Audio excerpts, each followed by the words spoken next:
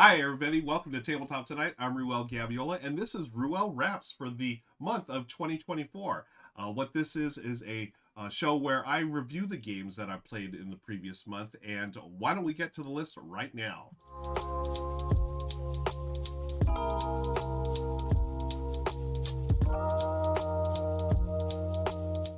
Okay, number 15 on the list, as you can see there, folks, is Yahtzee Dungeons and Dragons. This is the game from the op. They do a bunch of different versions of Yahtzee. I love them all. It's the OG rolling, right? It's the original. And in this case, this one has the really cool dice tower. And what I love about the op that they're doing is the game is classic Yahtzee, which is if you know poker, you know Yahtzee. It's basically rolling dice and trying to get either a straight or a three of a kind or five of a kind or four of a kind or a mix and match like a full house or whatever. And you turn rolling, and this is the game that pretty much set the roll right revolution on the started, I guess. But you know what? It wasn't until recently, in the last few years, where roller rights really took off. But this has been around forever. It inspired Richard Garfield's King of Tokyo, the rolling mechanism, where you roll a set of dice. You can keep some dice, and then you re-roll, and then you roll again for a third time, and that's what your result is, and then you score it. Well, in this case, in Yahtzee, you score it on the score pad there, and obviously in King of Tokyo, Richard Garfield took that and made it really cool, where you're battling, monsters and stuff, and that causes damage and whatnot. So this is the OG roll and write. I guess it's a little dark there on the table, but all the different op versions have like unique cups, like to roll your dice in. This one is actually a D&D dice tower, and it's really cool. And it's one of my favorites of the op versions of Yahtzee. I'm trying to think of the other ones I have. I have like the cup of noodles one, cup noodles, which is really cool. It literally looks like cup noodles. And also I have the spam Yahtzee, which looks like a spam can, but you put the dice there, it roll. It's hilarious. I'm just using I was using my hand here instead of dropping the dice there because it was really loud. It was getting picked up on my mic, so I just rolled in a little dice tray there. But Yahtzee, I'm always down to play, especially with one of the cool versions by the op. That's why it's number 15 of the month, Yahtzee and Dungeons and Dragons. Okay, moving right along. Let's see what we've got next. We've got my friend Becca Scott and I playing some Bag of Chips. This is number 14 on the list. Bag of Chips, we played this on Good Morning Society. And as you can see there, we've got a bag that has little chips in it. They look like little mini potato chips. And what we do is you place them, you pull a few out. You're going to have these like mission cards or order cards. And what you're trying to do is match them up. You're going to push your luck though. So each turn, here's Becca pulling the chips out of the bag. You're going to place them on the card, and it's going to tell you what to do. So in the first round, you have your set of cards. You're going to discard two of them. So one of the cards may say, hey, at the end of the game, you're going to get X number of points for the if you have the most, blue chips. Or you're going to get a certain number of points for every complete set of chips you have. So I think there's like 4 or 5 colors if you can collect those. And then first round, you get rid of them. Second round, you get rid of another order. Third round, you're going to place 2 orders on your right, 2 orders on your left, and then the ones on your right are going to be positive points, while the one on your left is negative points. So it's a really neat and quick push your luck game. And there's Becca drawing a card. Oh no, I remember what we did there. Now we sort of messed up, so I said, hey, just draw one of mine and we'll discard it because I had one too many cards for whatever reason. So anyways, there's Becca. She's got her cards. She's gonna score a few things.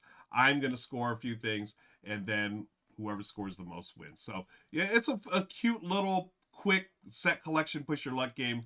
I like it. I love the packaging. I mean, as you can see, it comes in a bag, and look, Becca's pulling the chips out, so it'll make you hungry. And I love games that play on foods, and so Bag of Chips, quick, light, fun game. I want to thank friend Variant Hex for sending this over. They donated a copy to me, so thank you, Variant Hex. Okay, moving right along. We had a really fun month of May. Hope you did too. By the way, be sure to click on the like and subscribe button and click on the description below. You'll see a link to the companion show that I record at the same time well, not the exact same time, but the companion show What You Played, where I talk about the games you played. So when you're done with me, come on over and let's see what friends of the channel played during the month of May. All right, moving right along, we got number 13 on the list. It is The Walking Dead Surrounded. I don't know why I made that sound. That was my zombie sound. No, zombie sounds are brains. Walking Down Surrounded is a button shy game. So it's an 18 card game, and it's a nice little puzzle where, as you can see there, we have cards that have locations from the classic comic book Walking Dead. And if you're a fan of the TV show, you'll recognize a bunch of this stuff too. But it is based on the artwork of the comic.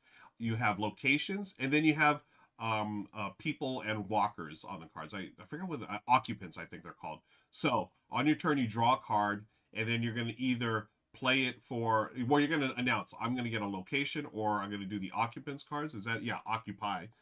So you select which side first without looking at it, and then you have to place it in a checkerboard style. So it's always like alternating. You have a location, then the occupant, so forth. As you surround things, you're going to trigger events.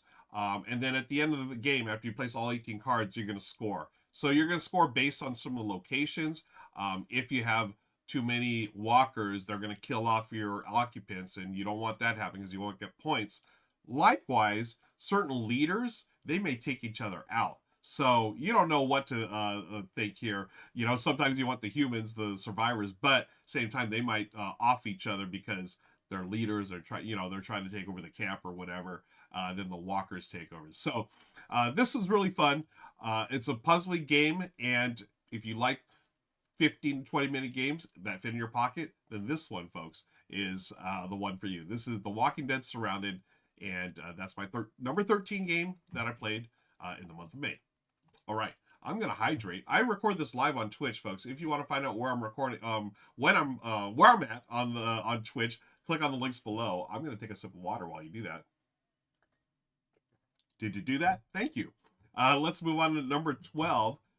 This is a fun game that I've really enjoyed since we got it last year. Michelle and I play this a ton.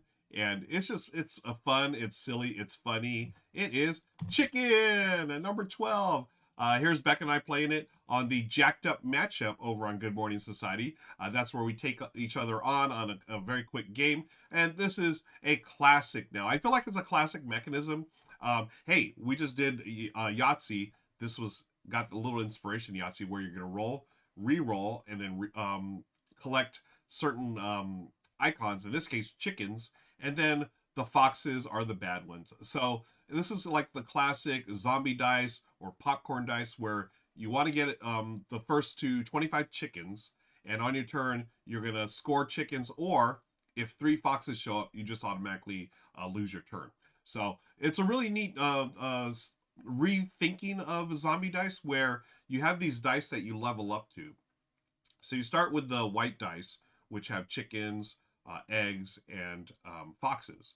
And then if you roll an egg, you're going to take one of the yellow dice into your pool. If you roll other eggs, once you get all the yellow dice in, you're going to take in the red dice. So of course, when they go to the yellow and red, they're going to increase, hey, I can get more chickens, but I can also get more foxes, and so forth. It's a really clever twist, and it comes packaged just like zombie dice in that like little round tube.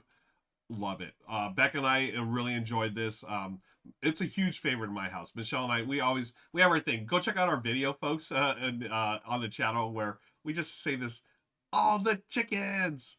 I don't know why we love saying it. It's just so much fun. But like the other roll dice and push your luck games, chicken is a winner. Winner, winner, chicken dinner. Yes. Let's move on to my number 11 before I come up with any more terrible puns. Number 11, continue on here in the Jacked Up matchup. This time on Good Morning Society, Bonsonator joined me. Becca was out of town this day, and we played Mantis. Now, Mantis, I've been saying this since I played it for the first time at PAX U a couple of years ago. I still believe this is the best mass market game out there. It's got really cool art by Matthew Inman, who used to do the Oatmeal comics. Got really sharp gameplay, which is super easy to explain, and it's a quick game. And it's one of those games I think that's just perfect for new gamers and casual gamers. And my hardcore buddies, hardcore gamer buddies, and this is a great little filler. So what it is, it's based on the mantis shrimp, and you've got to read the whole thing about the mantis shrimp that Matthew Inman of the Oat Milk came up. It's just brilliant. So he took that and made a game where there's different types of mantis shrimp. They're all color coordinated, and they also have really fun icons that make it easy for colorblind players like myself to play. So as you can see there, there's a deck of cards in the middle. It has 3 different colors on it. That's going to tell you what 3 of the 5 or 6 different colors may be on that card. So it's a push your luck thing. Like, are you going to put it into your tableau and say, I'm going to try to collect these? So if you pull it to your side and you match, then you're going to score those, place them in your tank. Now, you can also steal. So you look at the cards like, I think Bonzander's got yellow, so I'm going to steal. So you flip it over, place it on her side. If it matches, then you're going to steal those mantis shrimp to your side of the table. If not, she keeps it. Likewise, if I try to score something on my side and it doesn't match, I just keep it there. So it's a back and forth. There's a cool little 2-player variant. This game plays best at 3 to, I think it's 6, 5 or 6, but it plays better with more players. But it does have, I love Bonds' reactions. Oh, I must have won there. That's Bonds going crazy. The 2-player variant, if you steal successfully from your opponent, then you get to take another turn. So it's really cool. I love this game. It's a keeper in my book. GG Bonds, but I did win. Let's remind Bondsnader, folks, if you don't already follow her, please follow her, but remind her that I won Mantis when we played. Okay, moving right along to number 10. Thanks, Bonds, for that. Number 10 is a newer game that I just picked up, and I really enjoyed this. This is Donuts. This is, let me update the thing there. This is an abstract game, and here's Steph and Michael from Steph Plays All the Board Games. She plays so many games. Thanks, Steph, for the video. So you're trying to get 5 donuts in a row, whether you're either going to have chocolate or you're going to be glazed. And on your turn, take a donut and place it on the board. And then you'll see each little space on the board has either like a up and down line, or a horizontal line, or a diagonal line.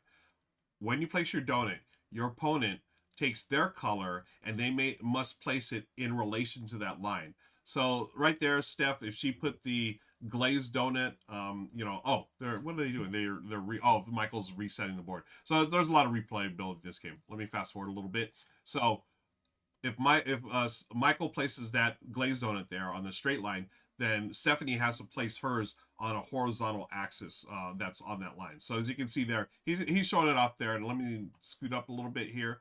So there they are. They got 2 chocolate donuts. They've got a glazed donut there. He's put a glaze on a diagonal. So that means Stephanie must place her chocolate donut right there on a diagonal line. And then she's also done that as well. So it's a really cool game. Trying to get those 5 in a row. It's not easy, but here's the cool twist. If you can place your donut between your opponent's donuts, like if you're a chocolate donut, you place it between 2 glazed, then their glazed donuts flip over to your chocolate side. So that's a really neat thing. If you can trick your opponent, it's so much fun. And by the way, I record this live on Twitch, folks, and everyone in chat is talking about how this is making them hungry. I totally agree. Linnaeus, Stacy, Everdale, oh my gosh, yeah. Homer noises, donuts. Donuts is a terrific abstract game. It's really portable too. You can see there, as you saw Michael earlier, take apart the board. That's 4 pieces, and it's mix and match. There's double-sided, but the box is one of the smaller boxes, so it's easy to travel with, and that's why it's my number 10 of the month, Donuts. All right, let's move on to number 9. Oh boy, number 9, I absolutely love. An all-time favorite. This one is Strike, and once again, I'm playing this over. Whoa, what did I do? I'm playing this over with Becca at Good Time Society, Good Morning Society, our show. And this is for the Jacked Up Matchup where we play quick game. This is classic. I really got I was cracking up because we got into the lore of this game. It's just dice in a tray. But these are supposed to be your gladiators. And your gladiators are being tossed in the arena. Basically, you want to be the last gladiator standing. And by doing that, there we are clapping. You roll the die. If it matches, then you're going to take those dice. Oh, I won. Yay. GG, Becca. Let me rewind. Did we play again? No. I'll rewind it so we can take a look. You roll die. If it matches, you take those dice out, and those are yours. And then your turn is over. If it does not match, you may push your luck. Throw another die in there, and then if you can, try to be the last one standing by having died. You want your opponent to run out of dice. And, well, man, how fast is this game? Do I got to keep going back here? Oh, my gosh. So, if any time all the dice are outside of the arena, like they're just gone, then your opponent has to go all in. They have to roll all their dice. So that's a fun twist. And if you roll, if the die lands on like an X, that means the die is out of the game. And yeah, you're just trying to match the numbers. That's it. It's so much fun. I love this game. I need to always play this whenever I'm in a party. I feel like anytime there's a game night, game party, we break this out at some point. It's so much fun. Again, another one that's really easy to get to the table, and that is our number 9 for the month, or my number 9, Strike. Gotta stay hydrated, folks. I'm sipping my coffee, sipping my water. Okay, let's move on to number 8. Oh, number 8. Now, this is not out yet. You try not to do this, but I really want to shout this game out. This is Madcala, number 8. This is a new game coming out from Druid City Games. I got to play a prototype at Dice Tower West in March. And, folks, there's going to be a video coming out real soon on the Good Time Society channel. I got to record with James Hudson and Becca Scott and also Bonzinator. We played Madcala. We had a little tournament. This is a 2-player game. Takes 10-20 minutes. It's set in the Wonderland's War universe. So you can see the beautiful art here. There is no picture of the board because this at the time was still prototype. We did play, though. The art, Manny Tremblay, is awesome. So if you like that art from Wonderland's War, you'll love the art here. What this is, it's Madcala, right? Mad. It is a Mancala game. So you are going around in a Mancala where you drop pieces. So if you don't know the Mancala mechanism, you're going to take pieces from one spot. In this case, you're going in a circle. Say I take 3 pieces. I'm going to go clockwise, and each spot that I land on, I drop off a piece. So I go 1, 2, 3. And then the one that I land on, that one in Madcala has a specific ability. And then it's really cool because you have cards that you can use. You'll have asymmetric abilities for the different characters you play. Again, if you're familiar with Wonderland's War, the whole Alice in Wonderland thing, you'll recognize these characters. It is so good. I really was super impressed with this. It's an abstract game in its heart, but boy, it has been really amped up with these different abilities, and it's really good, folks. So I'm hyped for y'all to see this. I wish I had some video that I could show, but again, no videos are out just yet. But come on come on over to Good Time Society real soon. And if you're not in my Discord channel, click on the links below, and you'll be able to join the Discord, and I will post when that goes live. Okay, so that's numbers 8 for the month, Madcala. Number 7 is a game I talked about last month, actually. I got to play it with a big group of players. And this month, it is my number 7, Wine Cellar. I think it was my number 4 or number 3 last month, but I still love this game. Again, I'm not ranking just the brand new games. I'm ranking all the games that I've played in the month. So some of them I may have played the previous month. Some, like Wine Cellar, I played several times in the last 2 months. So this is my solo playthrough. This game actually plays 1 to 8 players. It's really clever the way they did it. And shout out to Andrew Stiles as a first-time designer. That is art by Vincent Dutray. Beautiful, beautiful artwork. I don't love wine as much as I used to. As a younger man, I would drink a few more glasses of wine. Michelle and I actually joined a couple of wine clubs back in the day, but we sort of tailed off of that, but we can still appreciate this theme. I love viticulture. I love Wine Cellar. Now, Wine Cellar is nothing like viticulture. Let me show you what this is all about. This is like for sale. You have your wine bottles. You'll have a few in your hand. You use those to bid on the other wine bottles, and you're going to take those, and as you can see, I'm trying to line up my collection because you got to store wine on its side, right? And those, if you see the numbers on the wine bottles, you're going to score those left to right diagonally going down. So in that first spot, I've got a 7. Then I would go down, I would score 7 points. At the very end, I'm going to have 8 wine bottles. I take the total going left to right. That's going to score me points. So it's a really cool little like spatial element.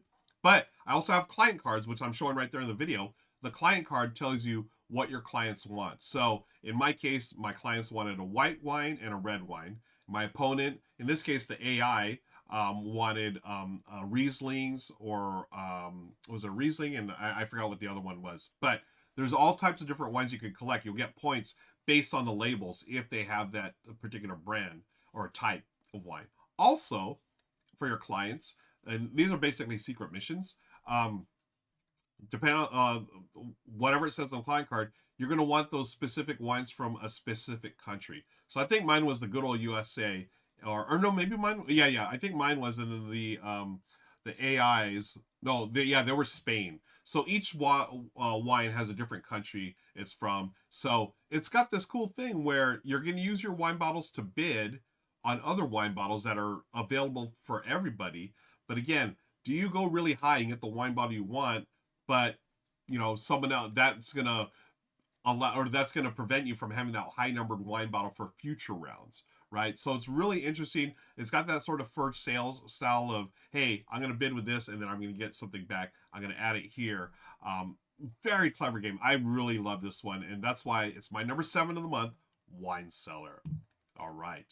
Next up, number 6. We're almost to the top 5, folks, and these are all the games I played in May of last month of 2024. This one I played several times. That is Faraway. I love Faraway, and I'm going to tell you why I love it. It's because of the one twist that they do here. So, at its heart, it's a set collection hand management game with some engine building. So you're going to build you're off mapping this faraway land, going left to right. You're going to draw. It's going to be, hey, I think it's 8 total cards, just like Wine Cellar. Interesting. So nothing to do with wine though. 8 cards going across. But there's the brilliant twist. As you go across, you have your 8, right? You have certain elements will pop up and give you extra cards, or sanctuary cards, which give you either extra abilities or different ways to score. At the end of the game, when you've drafted all and placed all your 8 cards, you're going to flip them over. You're going to score your cards going right to left. So it's one little twist is so cool, because you want things on the left side that'll score, and then the right side you want the resources to score those. So maybe you need cards that have the moon on them. If you put that in your first card, then you want all your cards on the right side to have moons on them. But of course, you don't know what's coming up, because you only have two or three cards in your hand, and then you're going to draw one after each round. Now, the cards that you play, the lower you play, the earlier you draft. But the lower cards you play may not be the ones you want. Oh, it's so good. This is my solo run through. I did a solo game that you can check out on my YouTube channel. It works well in solo. It's super simple, and it's so good. I love how the twist on the scoring, where left to right and then right to left. Go check this out, folks. It is so good. I ranked this high last month, probably the last 2 months as well. That is Faraway. All right. Number 5 is new to the list, and this is a game that I've wanted forever. It's been on my gaming bucket list for years because it's been out of print, but thankfully it's in print now. It is A Gentle Rain. Want to thank Incredible Dream Studio for sending this over. Gentle Rain, just seeing it, I immediately feel at peace, because what you're doing is just laying tiles, trying to match the different symbols. And when you match all 4 and you create like a little circle, then you're going to place the little blossom there that matches one of the 4 colors, or 2 colors, 3 colors, or whatever there. So if let me fast forward a little bit. Yeah, so I've matched one here, and I placed it. There it is. Yeah, see, I just placed the token there, and I've done that. I've blossomed. So what you're doing, the lake is blossoming all these different flowers. You're trying to blossom all 8 before you run out of tiles. If you do V1, you're going to score 8 points because you've blossomed 8 flowers. And then any remaining tiles that you have not played, you're going to add that to your score. My best score to date is 13. It took me a while to figure this out, and I'm still figuring out. I'm sure I could totally count or really get familiar with the tiles, and know sort of like in my brain, or keep track of like what's coming up, and really math it out, I guess. But no, it's a pleasant game. There I am right there, completing one more. It is so good. It really lived up to the hype for me. It's so chill. It says 15 to 20 minutes. I've knocked out games in less than 10. And you can play cooperatively. Michelle and I played this together. Really enjoyed it. But this really is one of those games where, hey, get your cup of coffee on a Sunday morning, wake up. I like to do a crossword on Sunday mornings, but this is the type of game that you can just put out there and have your coffee and just chill and play a 10-minute game. And I absolutely love this game, A Gentle Rain. I'm going to have a sip of coffee, folks. Have your beverage choice right now. Okay, let's move on, shall we? Before I fall asleep. No, I'm not going to fall asleep. But I always, it really is, it's so peaceful to me, Gentle Rain. But number 4, game that Michelle and I played during Tabletop Live Network, TLN. This is World Wonders. Woo! World Wonders is a tile laying game where you're building monuments, and you each have your player board. In this case, Michelle and I played the lake in the middle. There's a flip side of the board where you can play with a big old long river. What you do is you are going to collect the different pieces. They cost different amounts of money. Draft those into draft them, and then in your tableau, on your board, you're going to place them.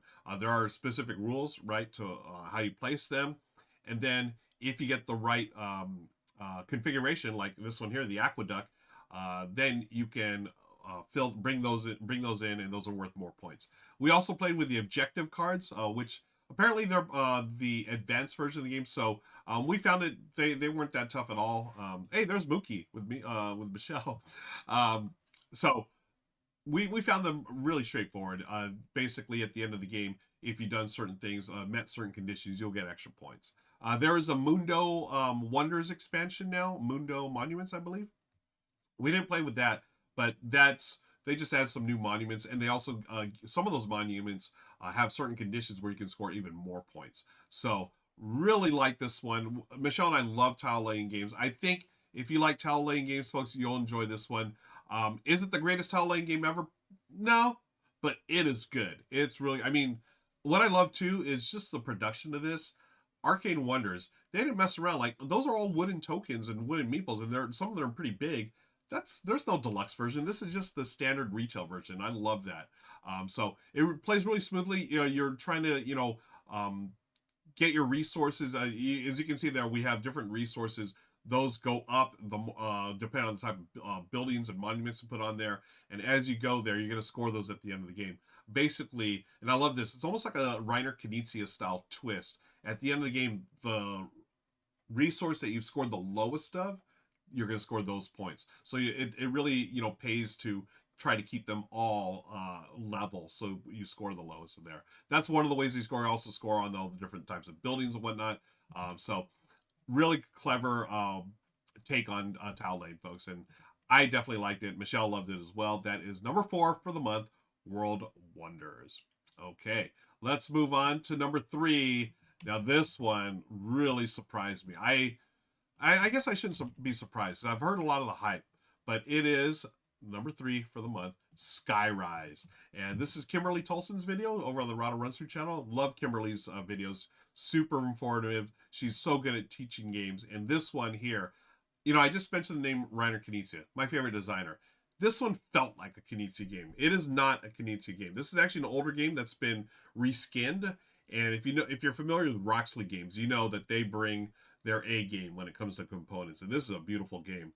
You're trying to build these little again monuments in your city here, Skyrise, the different sizes of buildings, and you're going to place them on the board there. And this is I have the standard version, which isn't bad, but I'm just looking at this version. This is a beautiful version. This is the one that I played most recently with my buddy Gerald. He backed it on Kickstarter, got the fancy edition, and man, it's so good. Anyways, you're trying to place these buildings away where you can score the most points by connecting similar buildings, and also almost got like an area control aspect to it.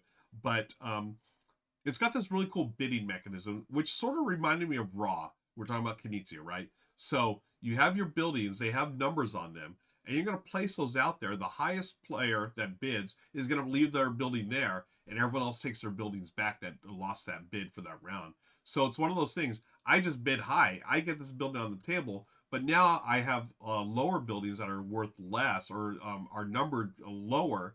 That means I probably won't be able to get those, get the ones that I want because my opponents have higher buildings. Oh, it's so good, and there's different ways to score. You also have, I think you have the secret secret mission cards. Basically, it's clever, it's smart, it's so good. I love it. I need to do a run through on my channel with my standard version. I'll do that soon, but it is wonderful, wonderful game. It is Skyrise from Roxy Games. Okay, moving along, we've got 2 left to talk about. I just want to remind you folks, please hit that like and subscribe button, and also be sure to look at the description below. There's a link to what you played, and that's the show I record after this. I do this all live on Twitch, and it's the show where I talk about the games that you played. You can, after you're done listening to the games I played, click on the link below. We'll talk about the games you played in the month of May. All right, number 2. This was going to be my number 1, but boy, it was so... There's another game that I was really impressed with, but number 2 is nothing to be ashamed about. This number 2 is Rebirth. We just talked about Knizia. This should just be an all Knizia show. This is an actual Rider Knizia game being reskinned by Mighty Boards. This is a paid preview that I did with my buddy Daryl. It's Scotland, and it's a time of rebirth. You're trying to rebuild Scotland, and this is so good. It's the best I can describe it. And I think I've heard someone talk about this before. Samurai, one of his classic games, meets the classic game by Donald Vaccarino of Dominion fame, Kingdom Builder. So you fuse Samurai, the tile lane, with and area control with Kingdom Builder, where you're trying to build these connected routes. Oh man, it's so good. And I just played, Daryl and I just played the Scotland map. So this, I don't know if it's still on Kickstarter. I know it crushed its goal. They raised a ton of money. It may still be on there. Click on the links below to find out if it is. If not, it'll be available in retail. It's got the Scotland board that we played, but then on the flip side, it's Ireland. Well, we didn't have that because it's just a prototype, so it's gonna look even better than this. The Ireland board has different abilities, new abilities that you're gonna do. Oh, it's fantastic. So, just the basics, just like the classic Knizia style game.